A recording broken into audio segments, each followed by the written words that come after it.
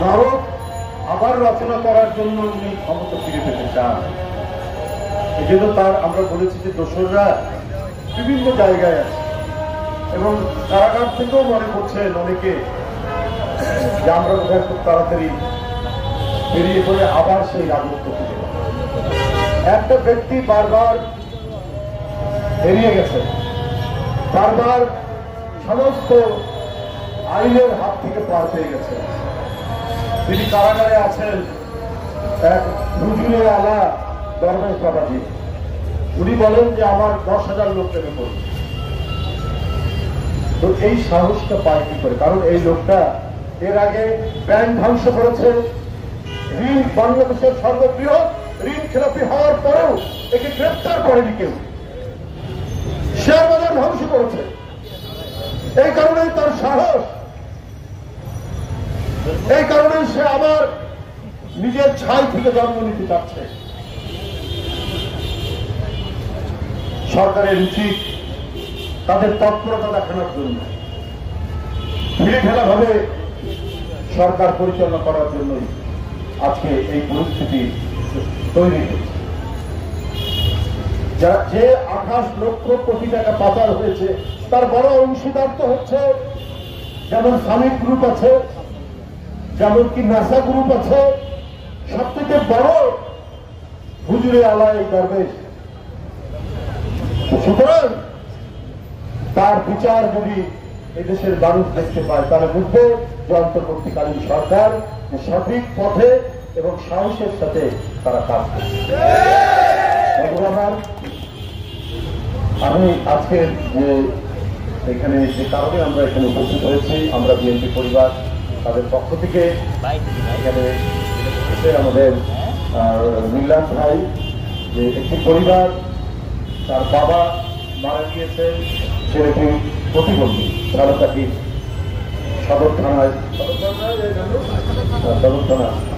যেতে এই অটো রিক্সাটা দিয়ে জীবন চলছে, সেটা চুরি হয়ে গেছে। এই সংবাদটি পেয়েছেন আমাদের প্রান্তীয় চেয়ারম্যান, ভারপ্রাপ্ত চেয়ারম্যান যারা তারেক।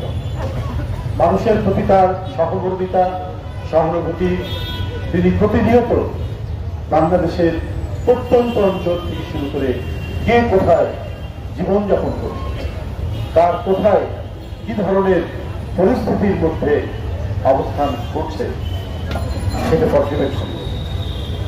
এমনকি আমি আপনাদেরকেও বলি, যদি কোথাও কোনো উদ্ভূত রাজনৈতিক সংকটে কোনো গোলমাল হয়েছে, সেই গোলমালে বিএনপির দ্বারা অন্য কোন রাজনৈতিক দল, এমনকি আওয়ামী লীগের সাধারণ কোন কর্মী ক্ষতিগ্রস্ত হয়েছে, দ্রুত আমাদেরকে সেইখানে পাঠিয়েছেন সেই পরিবারের সাথে কথা বলার জন্য।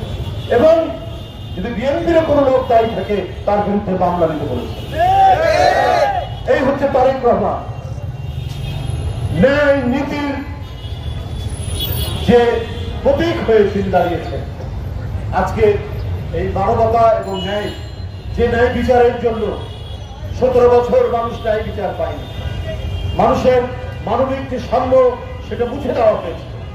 সাম্য একটাই ছিল, সেই সাম্য হচ্ছে আওয়ামী সাম্য। আওয়ামী লুটেরা, আওয়ামী চোর, আওয়ামী টাকা পাচারকারী, আওয়ামী গুন্ডা, আওয়ামী বদমাশ, এদের সাম্য ছিল। এরা কি করে লুটের টাকা ভাগ করে নেবে, এইটা নিয়েই ছিল তাদের সমস্ত কাজ। কিন্তু সেই সমাজ হচ্ছে সবচেয়ে উৎকৃষ্ট সমাজ, ইনসাফের সমাজ, যে সমাজে ধনী নির্ধন, ক্ষমতাশালী এবং ক্ষমতাহীন নির্বিশেষে যেখানে ন্যায় বিচার নিশ্চিত হয়, ইনসাফ নিশ্চিত হয়, সেটাই হচ্ছে ন্যায় বিচার ভিত্তিক সমাজ। তারই আমরা আলামত পাচ্ছি, তারই আমরা বৈশিষ্ট্য দেখছি। যারা তারেক রহমান আজকে প্রায় 5-6 হাজার মাইল দূর থেকে তিনি সেই নির্দেশনা দিয়ে সেই কাজ করেন। আমি আজকে মামুন যে প্রতিবন্ধী ছেলেটিকে আজকে আর্থিক সহায়তা দেওয়া হবে তার অটো রিক্সা কেনার জন্য, এই উদ্যোগের সাথে যারা জড়িত রয়েছেন, আমরা বিএনপি পরিবার, বিশেষ করে আরিফুর রহমান তুষার, যে দিন রাত এই শ্রমজীবী মানুষের কল্যাণের চিন্তায় কাজ করে যাচ্ছে, আমি আন্তরিক ধন্যবাদ এবং জানিয়ে শেষ করছি। খোদা হাফেজ। বাংলাদেশ জিন্দাবাদ।